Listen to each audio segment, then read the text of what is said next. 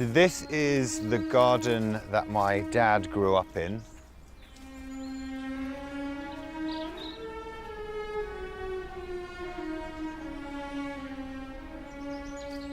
His father was Peter Sellers.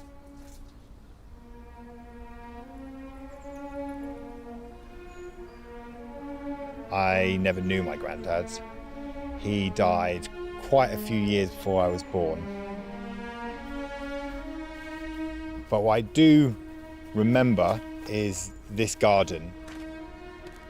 I remember watching home movies when I was a kid of him playing with my dad when he was a baby and the gardener who worked there at the time. Michael! Michael! And there he is running over to his dad now. See that?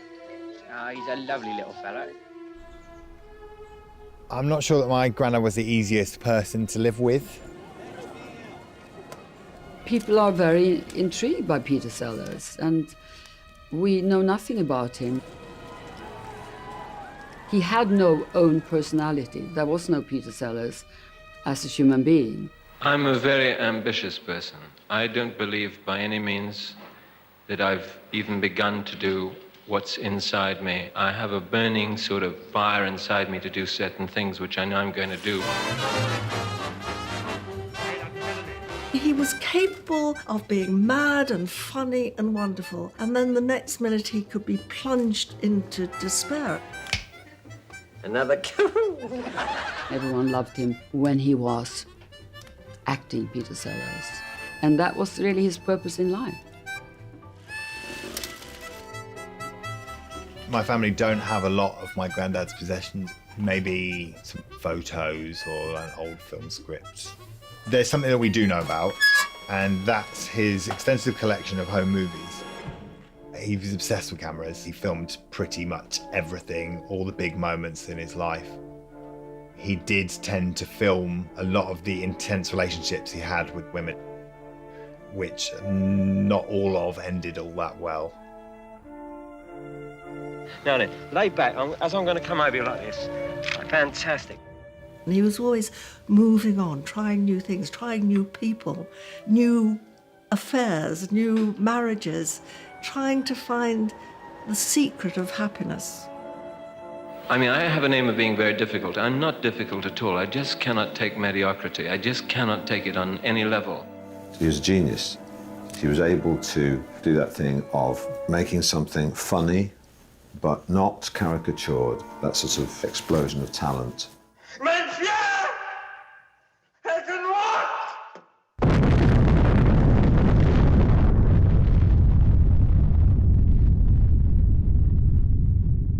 May I welcome you to the Goon Show and introduce you to the Goons!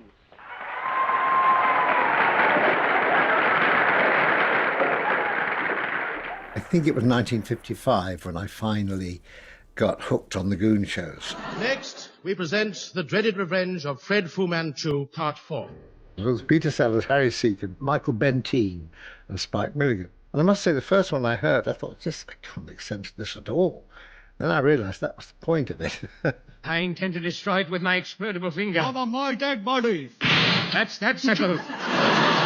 The Goon Show, how big was it? Oh, it was as big as that, or even bigger. Of course, it was before television.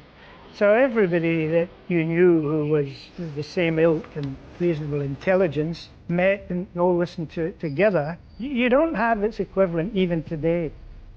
It made a virtue being on radio. And of course, Sellers was the sort of standout performer in terms of his versatility and the fact that he could do all these voices and transform himself. So, Echoes. So, Joe? If Paul does get $4,000 within the hour, Paul's gonna get killed. Oh, what's the time now? 2 o'clock. Oh, don't worry, boss. I'll ring Dick. Oh, hello, Dick. Can you fix the funeral for 3 o'clock? They would say the unsayable, really. They're probably nearer to the sort of Dadaists or Beckett. Part of the joy of the Goon shows was that these guys were round the microphone, and you could tell they were having such a good time.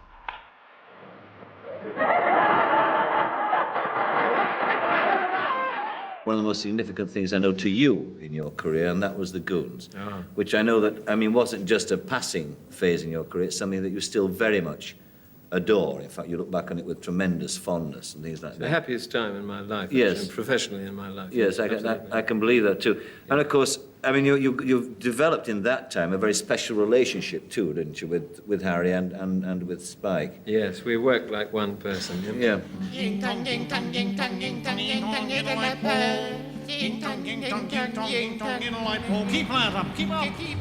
My father was Spike Milligan, great friend of Peter's and collaborator, and sometimes arch enemy, but they loved each other deeply. We have just been spinning around the countryside in Old Min, a 1928 Austin Heavy 12. Old Min, obviously, it's a Goon show name. Minado. Min. Yes.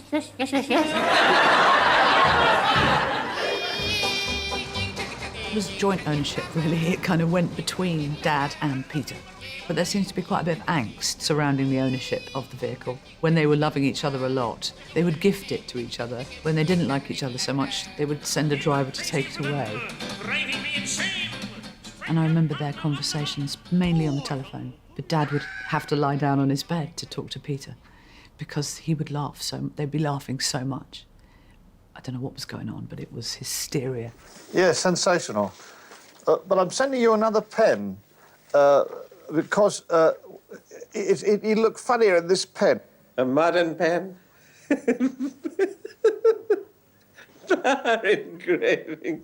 Spike and Peter were sort of both troubled in different ways.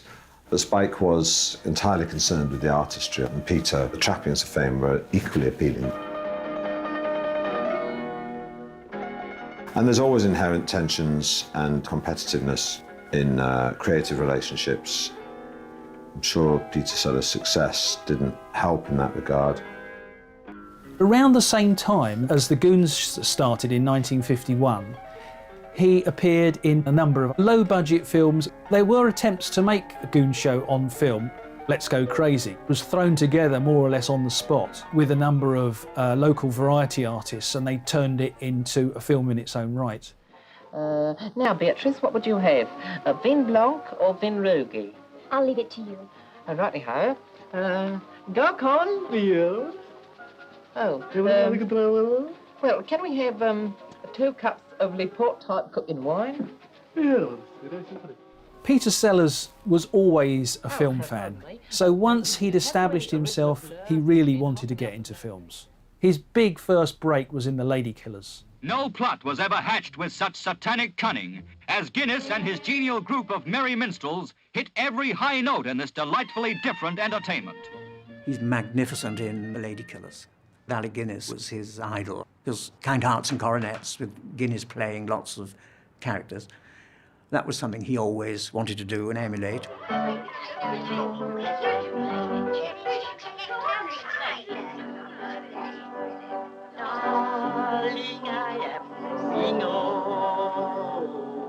He moved on to do several other films, but it was really The Mouse That Roared that got Sellers noticed in the States. In common with several of his films of the period, he plays 3 characters. Peter Sellers as the noble statesman. There isn't a more profitable undertaking for any country than to declare war on the United States and to be defeated. Peter Sellers as the fearless leader. Men of Fenwick, when you hear the name of Grand Fenwick, do your hearts swell with pride? Yes! And if your country calls, will you rush to enlist? No! Oh. Peter Sellers as the Grand Duchess. Do give my love to your president, will you? And Mrs. Coolidge, too. My favourite character in that film is when he's dressed up in drag, his old Duchess. I think he's recreating his grandmother there. Ma Ray, her name was. She was a sort of matriarchal figure. And there's his mother, Peg.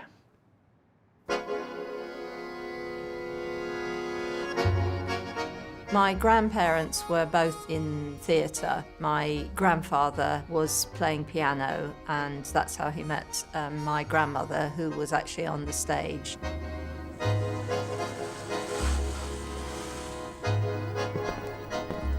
Her main act was she dressed up in white. Your mum used to stand there in white tights thing. It was a real daring thing then, you see. And they used to project slides onto Mum, and she would depict, you know, various famous characters from history, you see, as the slides changed. And my dad would be playing the old Joanna in the front there, or something like that. So here we have the original slides that my grandmother would have performed in front of. I believe they were hand-painted, and I mean, it's just stunning.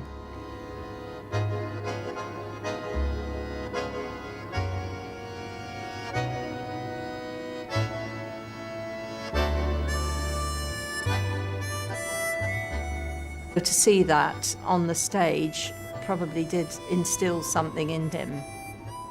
And he was a baby when all this was going on, so even if he wasn't that conscious of it, I think it would have just been part of him. My dad talked about these slides quite often. He retained a set throughout his life. They were obviously part of his heritage and were very important to him.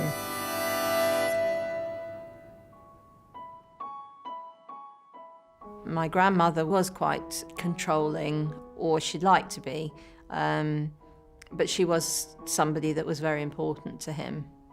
And he was an only child, so that relationship would have been quite a strong bond. Before my father was born, Peg and Bill, my grandparents, had a baby that was stillborn, and they actually called him Peter. So when my dad was born, he was called Richard Henry.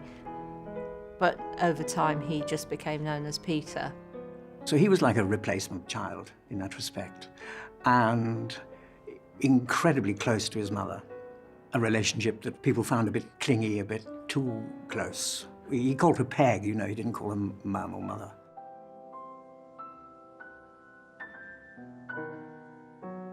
They were very, very close. Peg was very affectionate, yes, very affectionate.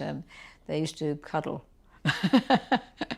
We have with us this evening Mrs. Agnes Sellers, the well-known antique dealer and candle maker, and she's going to give us her opinions of several pieces of antique Georgian silver which had been obtained for Mr. Peter Sellers by Mr. David Mappin. Mrs. Sellers, could you give us your judgment on these pair of very exquisite candlesticks? Would you say they are early, would you say they are first, second, or third George? I should say they were second. I should think about the 17th century. He was always being bossed around by her and dragged around by her from all these theatrical digs. And I suppose a lot of his ambition must have come from her, because she very much didn't want him to be a failure like your father. I really didn't like that period of my life as a kid. I didn't like the touring. I didn't like the smell of grease paint. It used to hit you when you went into any stage door. There's sort of a smell of size. That's the stuff they paint on scenery, you know. And grease paint and baritones with beer on their breath and makeup on their collar. Always deep voices. Hello, little Sonny, how are you? All right, little boy, dear little boy. Who is he? Who is he? And I used to spend my time sitting in dressing rooms and whatnot, and so I didn't like that. This is probably why I hated being in the theatre, you know. Really? Yeah. It's amazing that having... All connected with it. Yes, and having hated that in fact you became involved in it. But you learnt music from your father, didn't you? Can you remember a song that Dad taught you from those days? He used to sing a little song. It's sort of very dated now, but it's quite, you know, sweet little thing, really.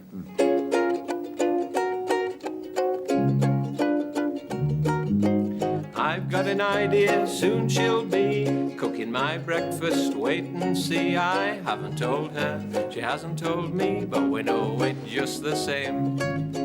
Saturday night on her city. When the Second World War broke out, my father did join up, but because of his eyesight, he wasn't allowed to actually do anything.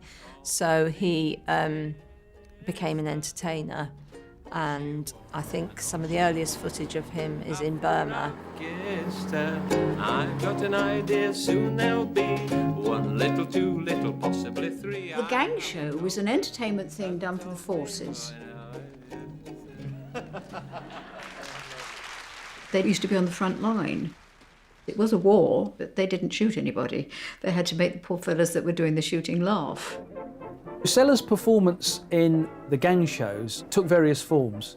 He'd appear on stage in sketches, he would play the drums and ukulele as well.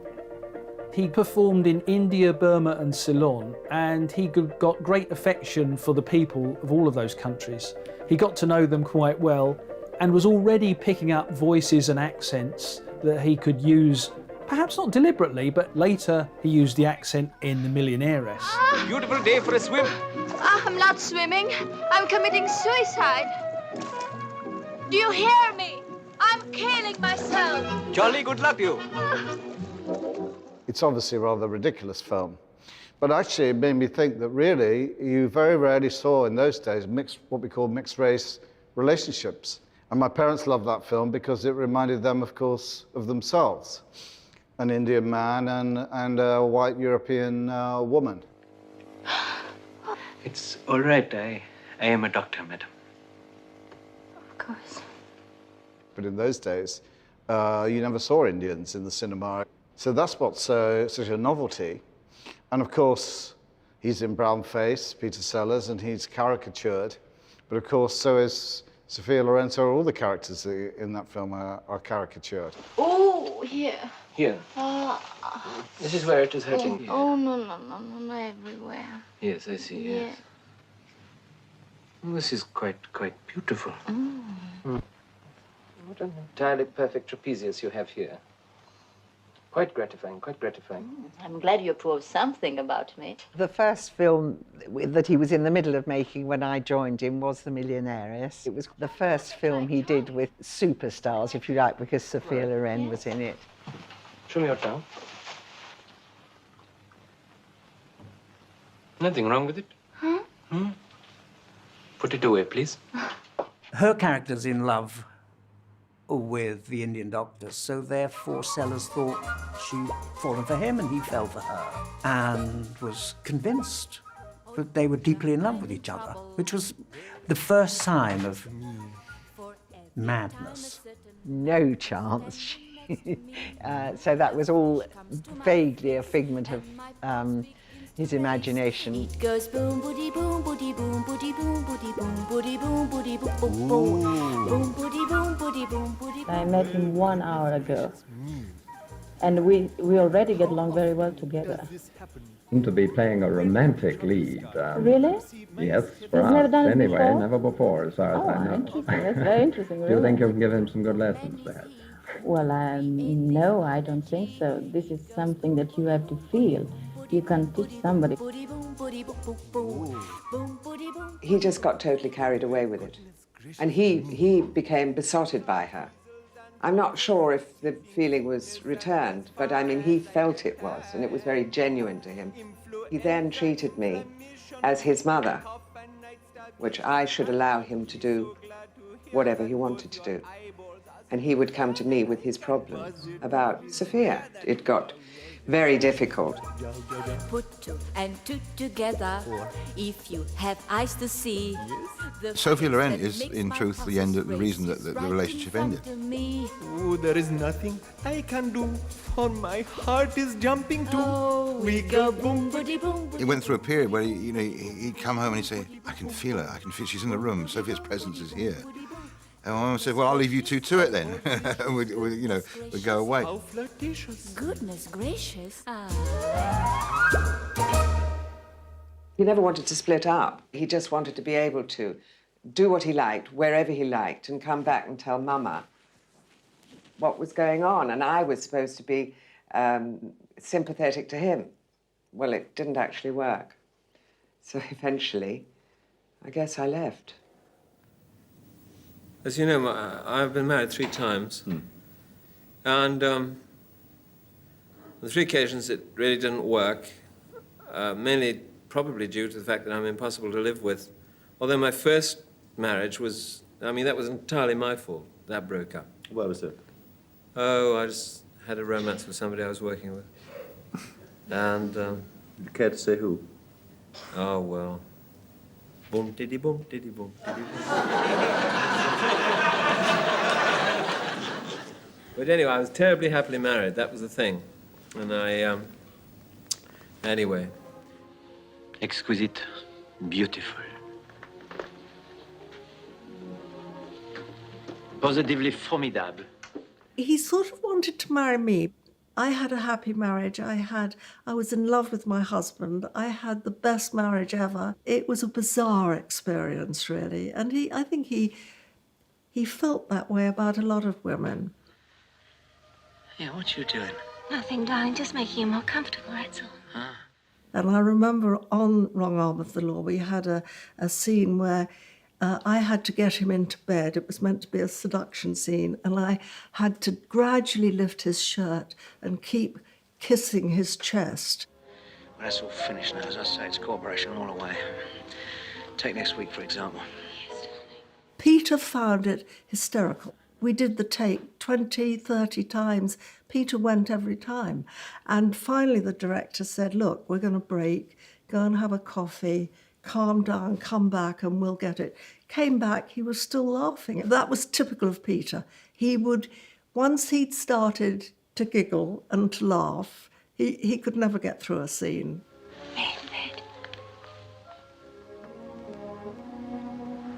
Yeah, you're getting a bit fresh, aren't you? Do you not think he did it to prolong your seduction of him? Who knows? It'd be nice to think that. I don't know. What about, let me have a think. You two exchanged gifts at the end of filming. What did you give Peter and what did Peter give you? Well, I gave Peter a book of quotations, La Rochefoucauld, because I thought he'd like it, and it was a very beautiful edition. And he gave me an E-type Jaguar, so it was a kind of amazing gift. Well, that will be all for now, my dear. Peter did ask me to marry him. But I think the reason Peter asked me to marry him was probably because that's what Mr. Hoffman would have done. Men who've missed the boat, but who still need love. Well, Miss Smith, their day is coming. The plot of Hoffman is, I don't think it could be made today. It's about a middle-aged man who blackmails a young, vulnerable girl into coming and living with him for a week. Miss Smith, please make yourself look as though you want to be fertilized. And during that week, he teaches her about the finer things of life. He teaches her about how to eat snails and how to play the piano and how to enjoy nature.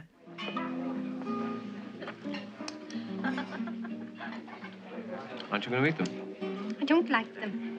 How do you know you don't like them if you haven't tried them? Go on, try one, Miss Smith. Free yourself, be venturesome. It's a new eating experience.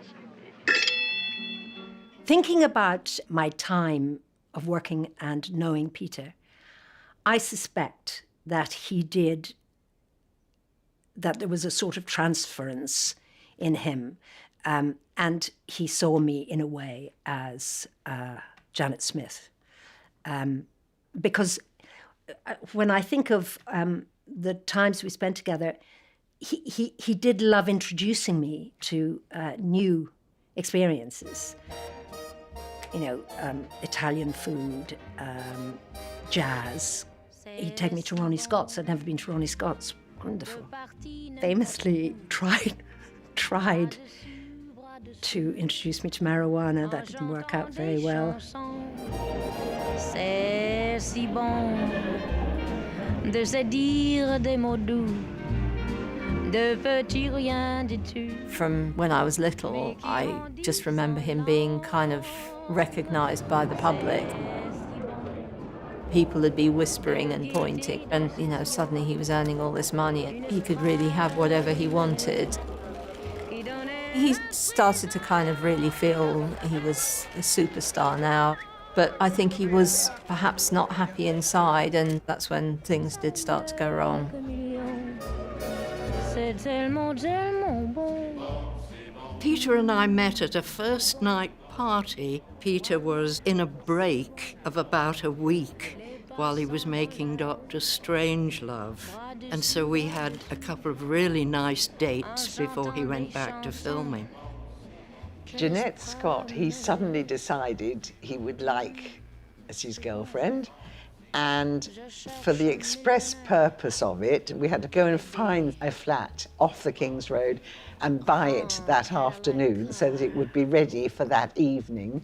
And I had to go in and prepare food and everything for her. He was very needy of my time, which was fine when I wasn't working, but I was preparing to start a new film. He asked me to marry him, and I said we hadn't known each other long enough to begin to talk like that. I didn't think that Jeanette was right for him at all. She was too nice a person. She wasn't complicated enough.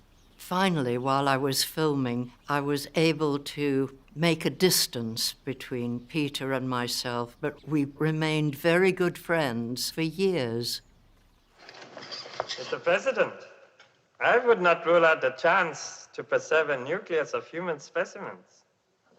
It would be quite easy. At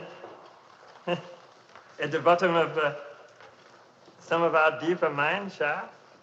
When he did Dr. Strangelove, he started off with great enthusiasm because, after all, it was being directed by Stanley Kubrick, who I would think of all the directors he was very admiring of.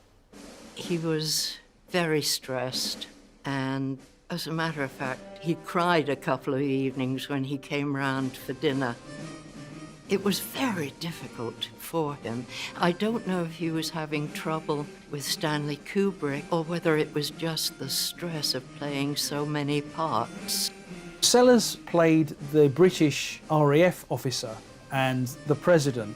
He also played Dr. Strangelove, and he was supposed to play the character that was later on taken on by Slim Pickens. Stories vary as to why he didn't play this character. He'd got bored by then anyway, or that's what he said. And in fact, he did actually come back with a broken bone in his ankle, and we think that that was probably a put-up job.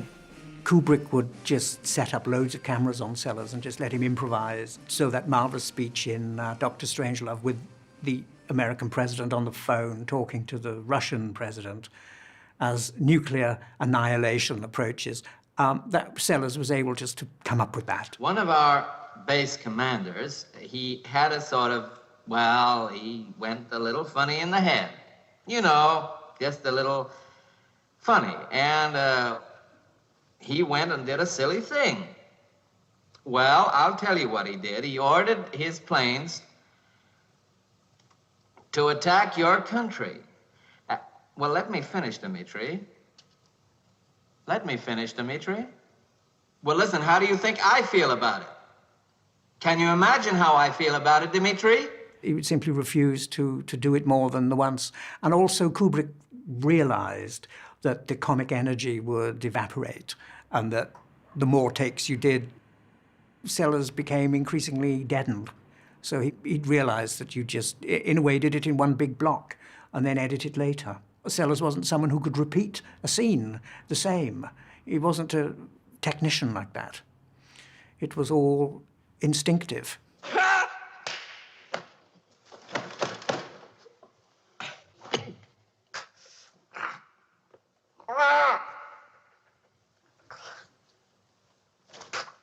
Kubrick managed to contain and focus his talent, which he himself was not particularly good at. But Kubrick managed to harness it in a really effective, worthwhile way. We had an idea about how Dr. Strangelove himself should appear. And Stanley said, what about the idea that his hand had been injured in some terrible nuclear fallout experiment? So then we put this black glove on, and then suddenly from the black glove we got the idea that half of him was Nazi and half was American, you see, and suddenly this hand started to go up. Well, this came out of just talking and throwing ideas at each other.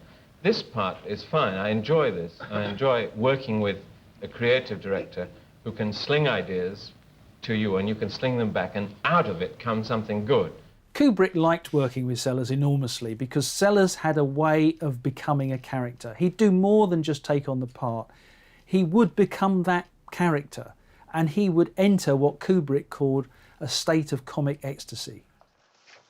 I have a plan. Monsieur! I can walk!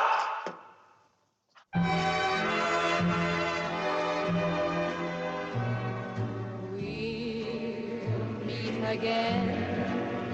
Don't know where, don't know when, but I know we'll meet again some sunny day. And then there was Brit. She was like a fairy tale princess. She was enchanting, beautiful. She was intelligent, she was talented.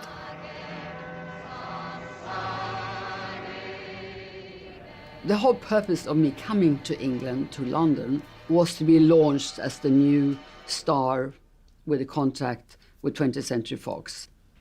I was staying at the Dorchester. I was in the bath, and there was a knock on the door, and I just wrapped a towel around me and rushed to open up the door, and there was this very tall gentleman. He said, "Hello, my name is Bert. I'm Mr. Sellers' valet," and I didn't quite understand anything. And he said, you know, would I like to come to his suite? I was staying at the Dorchester while I was doing a film, and one evening I looked in the paper and saw Brit's picture that she had just arrived in England. And I thought what I saw was very good. And I thought that I would like to meet what I saw.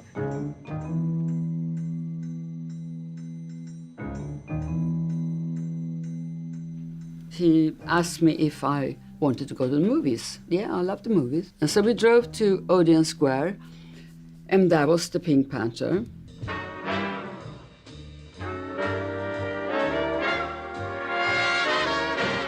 And he doesn't have to pay for the tickets. And I was like, what is this? He gets everything for free. And then it's his name there. And then we started seeing the film, and I loved it. We must find that woman. What was that, what you say? After the film, we just sit there, we're drinking champagne. But then he took me out on the terrace, and I remember him kissing me, and then I woke up in my own room the next morning, fully closed. And after a couple of days, I had to go to New York to do promotion on the other side of the Atlantic. And they said, there's a phone call for you. And I thought, for me? And it was Peter Sellers. He asked me if I wanted to marry. No, he didn't ask me. He just said, you know, I have told the press that we're going to get married. Okay. How did you come to propose? We proposed over the phone, really, didn't we? Well, yes. Over the long-distance phone, you know. Would you say it was a strange love, Doctor? We proposed via Telstar. No, actually, you know, that it's very nice, you know, to have this proposal in this way, and we are very glad. We are going down the mine shaft later for our honeymoon, you know, where we hope to breed prodigiously. Yeah. In which case... Everything went crazy. You know, the English people really immediately took to this fairy tale story of their most favorite actor and this little cream puff from Sweden. He met her at a reception in London. He proposed after knowing her only 2 days. Will 20th Century Fox be the first to star Peter Sellers and Britt Ekland together? Peter's fiancée is already under contract to the company. I can remember Bert and myself going round to the flat when they were both there, and him breaking the news that he was getting married. And so we sort of said congratulations and thought, good heavens, extraordinary. Then before we knew where we were, he was going to marry her. He was Quicksilver, wasn't he? Yeah.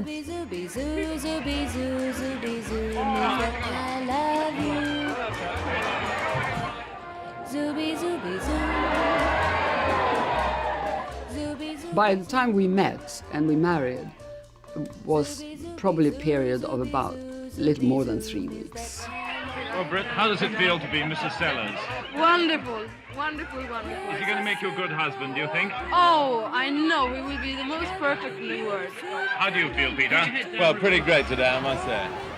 My father just accepted the fact that he was so much older than me because he was famous. And, you know, fame has this effect that it doesn't matter what you do or who you are. If you're famous, that's all that's valuable. Here we photograph the homecoming of Mr. and Mrs. Peter Sellers. Britt was wearing Peter's wedding present mink coat to keep her warm. He decided what I was going to wear. I had no say in it. He just pre-decided everything without even asking me. I was at boarding school. I was told to get my stuff together because I was going out for the day, but nobody told me what.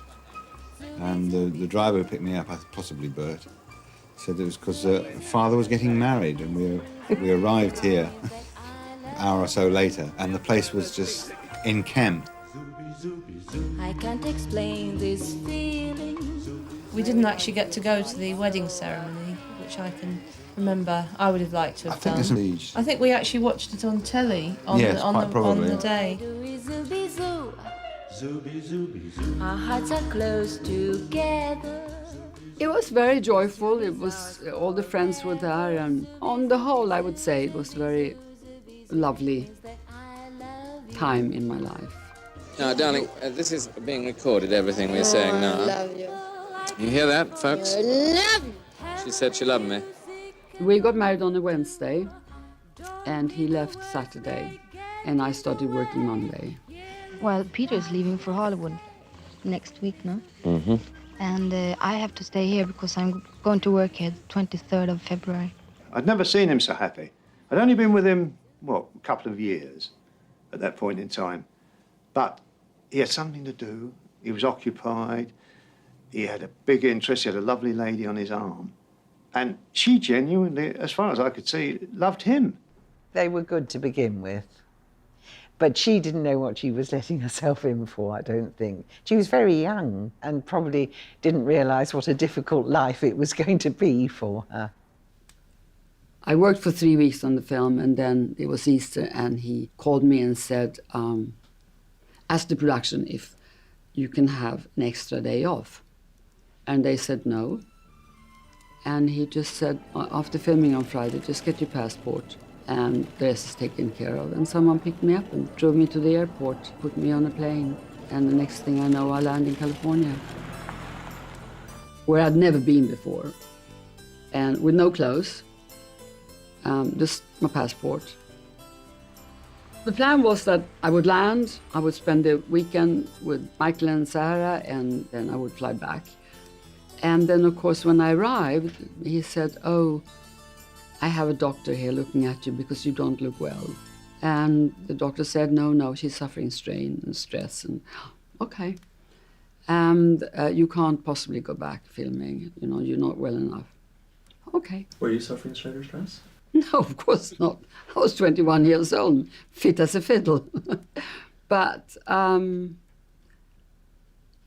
had no choice. I couldn't have said, I'm sorry, I love you, but I got to go back to work now. There was no option for that. It was just, you are ill, the doctor's here, he has proved that you're ill, you're going to stay and take it easy. And that was it. I was fired from the film because I was replaced by Mia Farrow. She's been picked to replace Britt Ekland. Britt, you remember, was starring in Guns of Batazi when she decided to fly to Hollywood to be near her husband, Peter Sellers. Now the part will be played by this cool, blonde newcomer who took this press call at Pinewood just before going on the set. And so that was my career over. He paid out of his own pocket, I suppose, for her to leave the film, compensate them. Because he was so besotted with her, wanted her attention full time. I was taken straight back to our marble palace. He took me into the bedroom, which was all gold and white. And then next to it was a walk-in closet, which I had never seen before.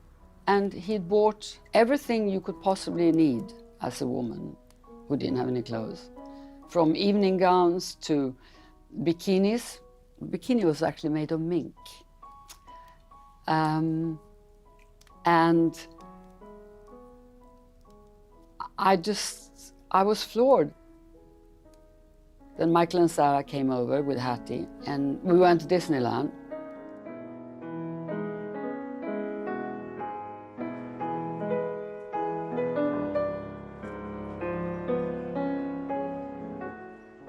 And we had royal treatment there. I mean, everybody, you know, we didn't have to queue for any rides. It was fantastic because he was who he was. In LA, of course, there was lovemaking involved, and he used these ammon nitrate pills. I don't think they called them poppers in those days. But he took that, and then we were going to drink champagne, and he spilled it on the bed, and you know, I decided we had to change the sheets. And then suddenly he just went and put his arm out, and he said, "I know what this is." I believe he had 8 heart attacks. When he came into the hospital as an emergency in the ICU, it was not believed that he would survive. Then when he came through, the doctors knew he was going to make it. I had to have a press conference. Hello? Little me in the hospital, which was very scary, because what can I say? I could just say that, you know, thank God that he has survived. This, for me, is the first time I've seen a hospital really from the inside, and I know it is for him too.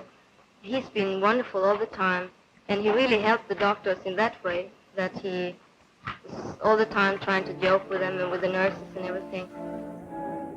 He was worldwide news. I mean, you couldn't pass a newspaper stall or the phone never stopped ringing, and all we wanted to do was to get the children back. It was decided that I should fly with them. I remember stepping off the plane here in London. It was just like a sea of flashing lights. And of course, we were shuffled to the front of the plane to get them out first. And that was why, for all these pictures. So we weren't really aware of what was going on. They are too young to realize really how critical the whole thing was. I think his son, he's 10 years old, did understand it. But we managed to make it that way that they shouldn't worry. Whether he was aware of what had happened to him and the extent of what had happened to him, I really don't know, because we sort of never talked about it. All I knew was that I was taught how to give injections and how to take his blood pressure. I effectively became his nurse. I had 8 heart arrests, you see, 8 in a row, which is very rare. I never do things by halves, you know. And, as I say, the good thing about it is that, according to all these chaps, and I do hope they know what they're talking about, you know, that I'm not booked for the old wooden overcoat yet. In fact, how near were you to dying? Dying? I actually died for 1.5 minutes. I did expire for 1.5 minutes. And they were very lucky to get me around again, because your brain deteriorates after that, you see. The lack of blood to the brain. Anyway, you know, I don't have any, no sign at the moment of the old brain, you know. Peter didn't talk about his ailments at all, but he went through a period of time where he wanted to be really fit and do a lot of exercise and eat the proper foods and lose weight and all that. Mr. Goff? Mr. Goff, could I tear you away for a moment from your... Would you like to sit down for a while? I was doing Not Only But Also with Peter Cook and Dudley Moore. I think it was 1965. I got this phone call from Peter saying could he be in the show? He said, you know, having these heart attacks, the insurance here, but, you know, they're a bit doubtful about my health and working in movies. You got to get a clean bill of health. So I'd really like to show them I'm fit. So he turned up, and I wrote this scene where he plays a boxer turned action painter. Well, we're going to look very shortly at one of Mr. Goff's latest paintings. By the way, who is this person here you're painting? What are you talking about? Who is it?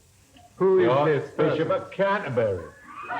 Who is it? It's the Archbishop of Canterbury. The Archbishop of Canterbury, is it? Yes. Of course it's the Archbishop of Canterbury. Yes, of course it is. You know, he gets up with a pallet and hits the board, and in fact, almost knocks the easel onto the ground because he hits it so hard. Sign it. What's your name on it? Sign it.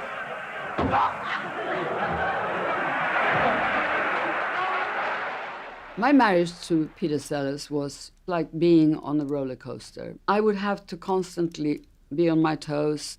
I've looked in my diaries, and it always says the word Grail, G-R-A with 2 dots on it, L, and that means fight in Swedish. There has been enough crying. Take this soap and wash those lips off your face. Oh, I hate you. I hate you like that. He cast her in his own films. And they made 2 together called The Bobo and After the Fox. And one day people will point to me in the street and say, that's her. That's Gina Romantica.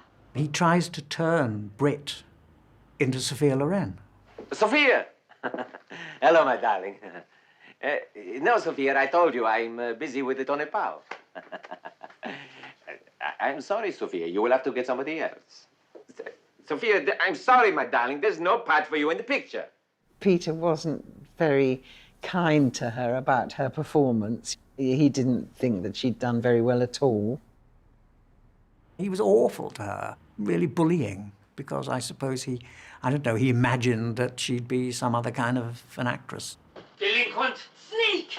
Harlot! Coward! Tramp! Starlet! You are never to mention acting again, and you are to put down that flower pot! She never misses. The threats of divorce came basically every Friday night.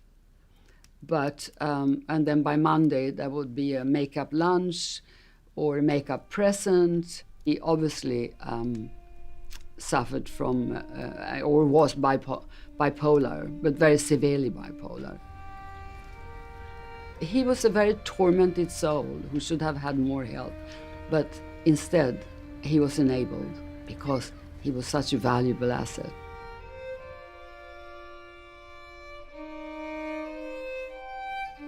During the filming, we lived in Via Appia Antica, and one day he gets a phone call saying that Peg is ill.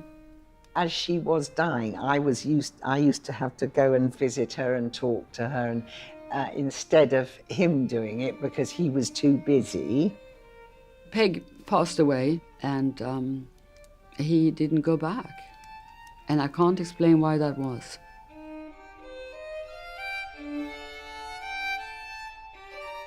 Why didn't he return to England? He was filming, but if it's your mother dying, you would think that that would be the one time that he could actually excuse himself for a day to go and see her, but obviously never did. I remember when my mother died, although I have children alive, she was the last close relative. I felt a great feeling of loneliness. I just couldn't pick up the phone and speak to my mother anymore. Felt that a lot. Felt that a lot. Maybe a year later, we flew to Rome, and we go out and have dinner, and of course there was a lot of paparazzi.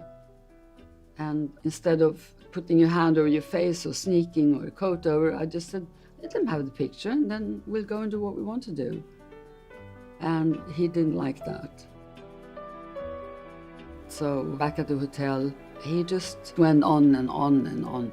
And it was like having a drone over my head with the sound. And this just continued all night. And he took my radio and smashed it.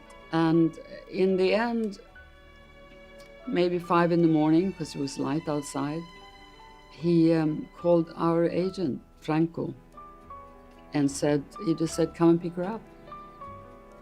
I knew that this time something broke, and I could never go back.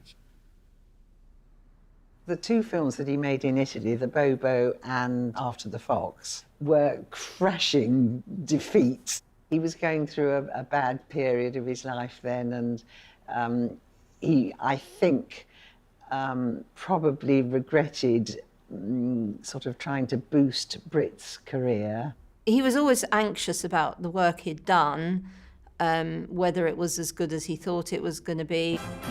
And sometimes perhaps didn't always make the best choices of films. Casino Royale is rubbish film, you know. I mean, it makes no sense at all. We do have my name in a crevice. Yes, Bond. Pardon, monsieur? Bond. James Bond. Oh, yes, Mr. Bond. Bond. James Bond. Name is familiar. But at the time, it was the most expensive movie being made. It was my first feature film.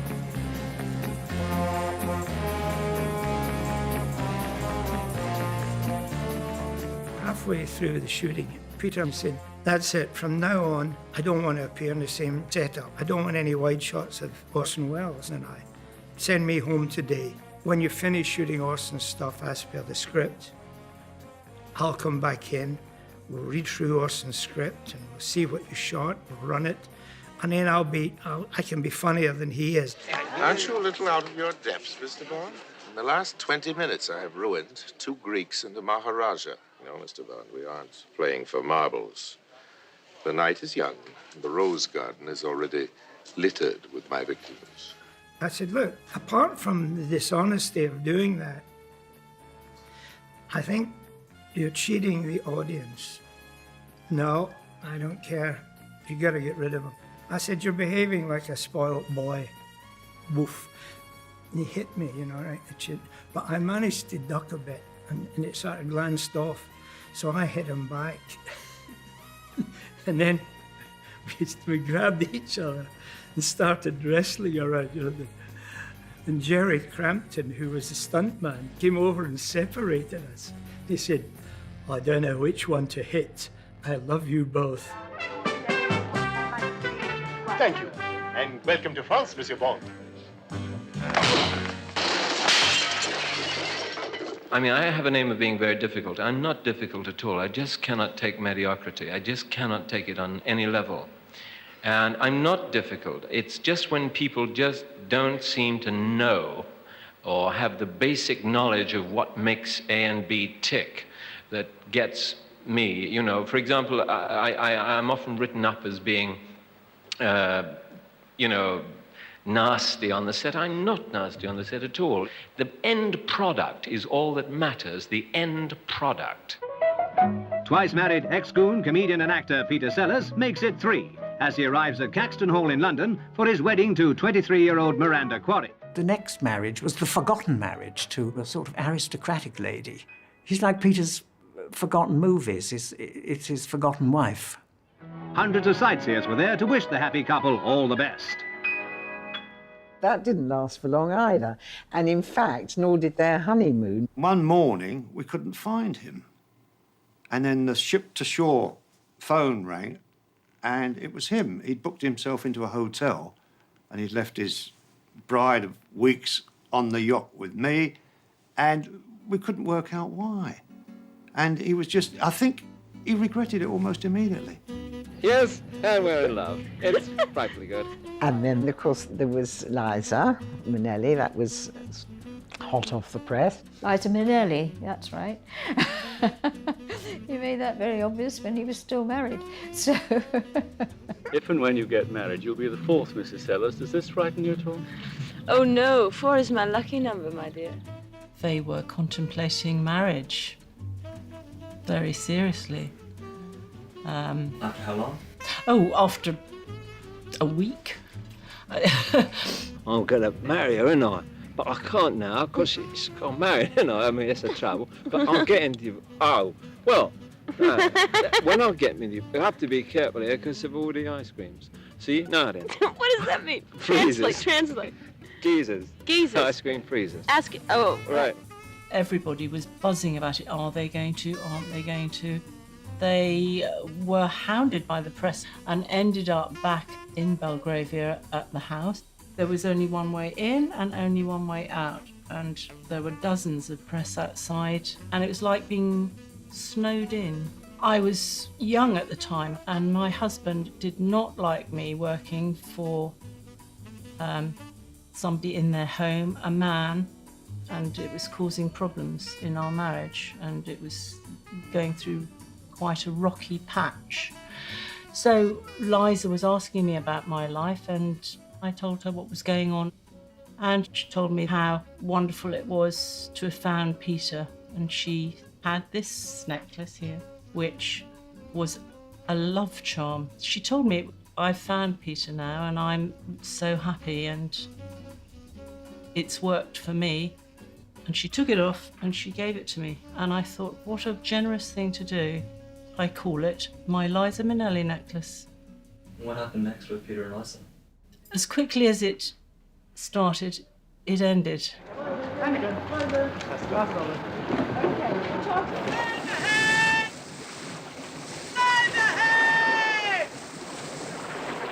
I can't navigate. Ghost in the Noonday Sun didn't make any sense. The film was absolutely doomed for a disaster from day one. Now then, little duck, let's see you get out of this. Fire! He was incredibly depressed because of it. I think Liza just left him and realized that this could never work.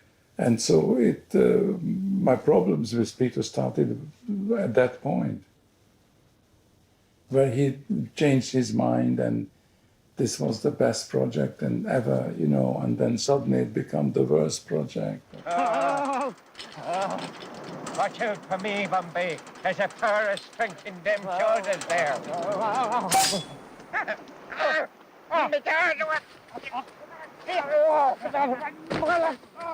And if you wore green, he went absolutely bananas and started jumping around and throwing salt over his shoulder and doing this kind of insane dance, you know.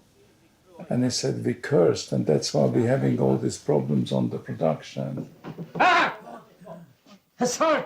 Oh, I spilled the sword! That's bad luck, is that? It's bad luck, spilling the sword! Well, I spilled that sword. Very good.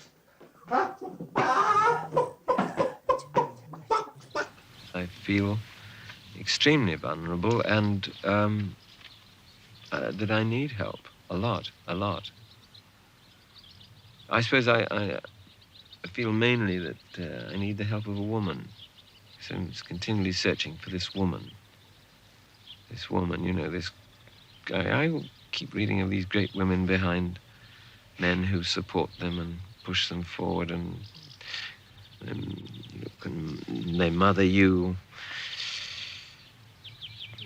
They're great in bed. They're like a sister. They're not there when you don't want to see them. They are there when you want to see them. I don't know where they are. Maybe they're around somewhere. I'll find one of these days. He used to sort of show people, even his children, photographs of various candidates for who he should marry next. Lay back, as I'm going to come over you like this. Fantastic. Look, One day Sarah went up to my father's flat and he pulls out these two pictures and he said, now, which one of these shall I marry? It just seemed a bit bizarre way to decide who you were going to go out with, to ask me which one I liked, you know, whose picture I liked best. And Sarah, you know, as a lot, she didn't know either of the people, so she pointed to Lynn for some reason. I now pronounce you man and wife.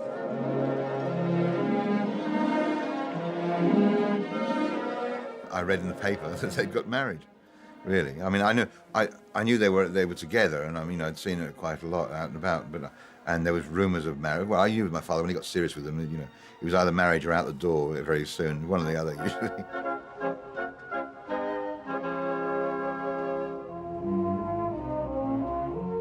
Lynn Fredericks was in The Prisoner's End and looked $1 million. When Peter was due on the set, the PAs would have to would move Lynn to sit somewhere else so that when Peter got on the set, she wasn't seen having a good time.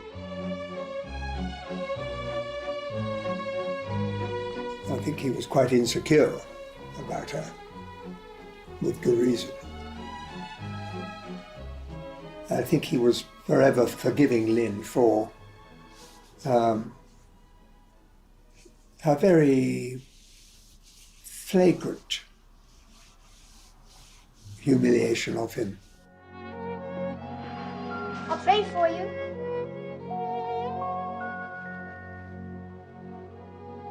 And I'll dream about you for the rest of my life. In the sort of later part of his life, perhaps I didn't talk to him as much because I guess the fact that he married several times and we didn't always see eye to eye with his current wife. So our relationship was different. In the beginning of Lynn and my dad and me meeting her and, you know, going on vacations with them, she was like incredible. That was all smoke and mirrors. Later in life, she controlled the show.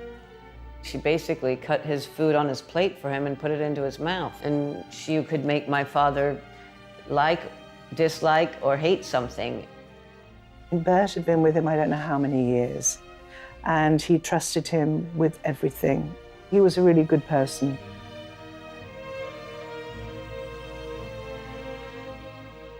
For some reason, Lynn took against him.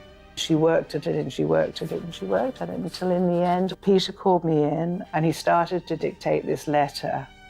And it was basically telling Bert he no longer required his services. It was heartbreaking, it was awful.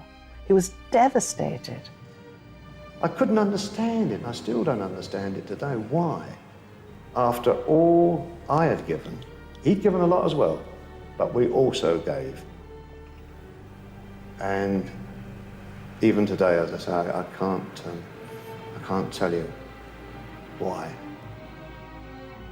Lynn got rid of everyone he'd ever been close to, including his children. With Michael and Sarah, I met them sort of briefly a couple of times. And then my real memory of them, of course, are the hateful letters that he wrote saying that he didn't want anything to do with them. Often he would write a letter to someone, and if I held it for a couple of days, he'd come down and we would never send it. And so my hope, certainly the first time this happened, was that he wouldn't do it, but he did. I had to mail them, and I did call Michael because I just couldn't bear the thought that these letters saying basically you're no longer my son would arrive and he would have no warning. How do you get that angry to pen a letter like that says that, and not just once but twice? Who says that to their children that have done nothing to them? There was always the excuse of his illness, but keeping people away from him. Looking back at it now, I think it was more about keeping him isolated. And I think then she started to think more in terms of the will and what's going to happen. I suppose you think I am too old for such a young and ravishing creature such as yourself. How old are you? I am 168. Oh, well, I don't think age matters. He quite often looked like a man beaten on Fu Manchu. And there was the days when he was really upbeat and on good form were much rarer. And he'd say, oh, it's not working, we'd all have to go and smoke a joint or have a vitamin B12 injection. Bring forth the elixir vitae and let me drink. I think he was very committed to Fu Manchu because the parallel between Peter and poor old Fu was they were both looking for eternal youth and some elixir to kind of make themselves more potent or more attractive. I feel fantastic. He was ill. I mean, he was really ill. We were actually helping him without trying to let people not notice that we were helping him walking onto the set. He was that ill. It was not a happy time. There was a melancholy about Peter that wasn't there on Zenda. I think the marriage had shifted and changed and become less happy or even more unhappy. I don't think you would call it a marriage by that point. I mean, he had been ill for so long. The gap in the age was really showing at that point. So here we have the last will and testament of my granddad. Okay, so this was made around the time that he was preparing to divorce Lynn. I mean, he even says it in the will. Just here. As adequate provision has been made for my wife, Lynn Frederick Sellers, in a separation agreement, it is my express wish that no provisions be made for her in my will. And so the odd thing about this is that about 6 months later, there's a handwritten codicil that basically reinstates Lynn, and he's leaving his residuary estate to her, which is basically everything. So about $10 million, all of his properties, all the royalties from his films, and all of his possessions. And it leaves my dad and my aunts, his children, with effectively nothing. At the time he wrote this up, my granddad and Lynn had been separated for a while. My granddad was living in Switzerland and Lynn was living in LA. But I remember my dad saying my granddad got lonely that winter and he wanted Lynn back. So I guess this is the price he paid. I think this really ate my dad up. It played on him throughout his life. I mean, he died 15 years ago of similar circumstances to my granddad. And I don't think he ever really got over how things were left with him and Peter. They felt very rejected. By the will? By the will. Not the money, but the sort of public rejection, and it was humiliating. I think it was a whim of his. I think he never thought he was going to die until he was 75 anyway. He was quite convinced. That's because... well, this was because he went to see a clairvoyant. Yes, he's very superstitious, and he went to a clairvoyant who had told him that he was going to marry 4 wives, and he was going to be a household name, and that he was going to die when he was 75, you see. So there's no reason to believe any different. So I think with the will, it was one of these sort of petulant things. He came over from Switzerland on a private jet and to the Dorchester, where he was going to be having this reunion dinner with the Goons that night. And Sellers had said in advance to Spike, you know, it was all over with Lynn and he was going to leave everything to the children and all this. And he was coming over to see his solicitor to get all this ratified. We sat having lunch, and I was talking to Peter, and he kept saying, don't go, don't go. And I got up and I said, I really do have to go, Peter. And he said, could you get me a glass of water before you go? And I walked, so I turned my back to him, walked to get some water, and I heard this thump. And I turned round and he was on the floor, he'd fallen, and he was already going that ghastly purple-black colour. Peter Sellers is now said to be gravely ill. His condition's been getting worse throughout the day, and the latest news from the Middlesex Hospital is that he's still in a coma. Sellers, who's 54, had his 4th heart attack yesterday, and immediately members of his family began arriving from abroad, including his daughter Victoria and his former wife, Britt Eklund, who flew in from Stockholm. His wife, Lynn Frederick, arrived at Heathrow from Los Angeles this afternoon and drove straight to the hospital. Afterwards, she said there wasn't even a flicker of recognition. He was completely unconscious. I remember traveling back to the UK and going to the hospital to see him, and with all the tubes and everything in him, and it freaked me out. And then I remember how strange Lynn behaved, almost like she didn't have time for us or anything. She just like had all these meetings and things. We all left that evening. They said to us, nothing's going to happen overnight. You know, he's stable, as stable as he's going to be. Go home, get some rest. And everybody left. We all left. And I just got to my home and the phone rang. And they said, please come back, he's passed away. And this is the most terrible thing, and I always feel so dreadful about this. For the man who never wanted to be on his own, never ever wanted to be alone, he was alone at the end. And to me, that is heartbreaking. The cremation was attended by family and close friends only, but hundreds waited in torrential rain for a glimpse of the coffin. The heavens opened as we drove into Golders Green, into the chapel there. It was like the end of the world. It rained so hard.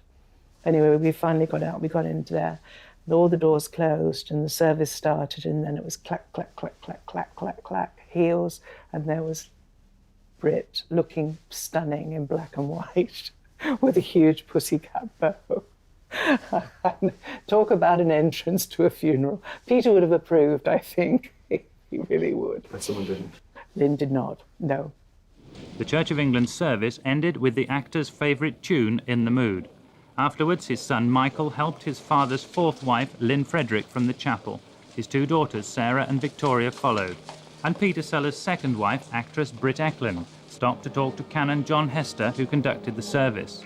I felt that I should be there because of the children. If you're nice and polite, that's what you do. So I didn't sit with the family. I sat far back in the place and, just left everyone alone. But I was there, and I think I should have been there. Don't think there was anything wrong with that. I remember being next to Lynn, and she was complaining that my mother had been there and that she didn't want her there. And it was pretty horrible. As soon as he died, she lived in Beverly Hills, and she bought the entire Yves Saint Laurent collection and just lived the most extravagant life. And shortly after that, she married David Frost. And shortly after that, they divorced. And then she was having a lot of sort of different relationships with people, very Hollywood, very, it was very much the time of cocaine and who cares. When Sellers had died, she could then play the great role of her life, which was Mrs. Peter Sellers. She'd been married to David Frost, but she was married to then someone else, I think, a heart surgeon. But she was still Mrs. Peter Sellers on her credit cards and watched his films over and over. I understand that Lynn was really obsessed with him and went from this pretty woman to this sad alcoholic. My last memory of Lynn is I visited her, and she was like 350 pounds, and the place was not that furnished, but it was still a nice place. We were in the kitchen, and she opened the cabinet, and it was like a vodka jug with a handle, those big ones, and she took a swig. She got through a lot of her fortune on cocaine and alcohol, and she died.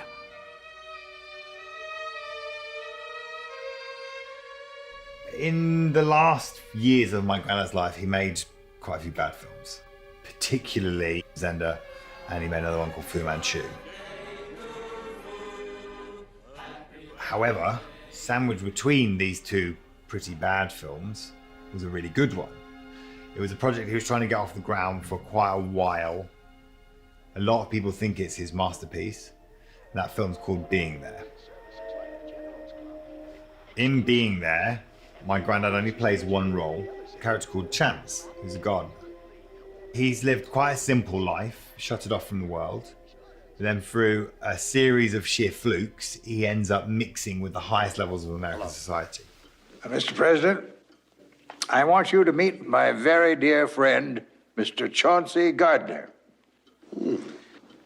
On television, Mr. President, you look much smaller.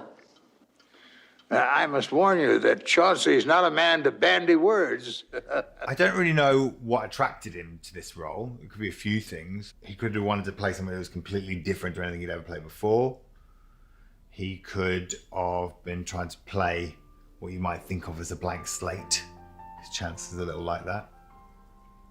Or he might have been trying to recapture the happy moments that he spent making the home movies with my dad and the gardener.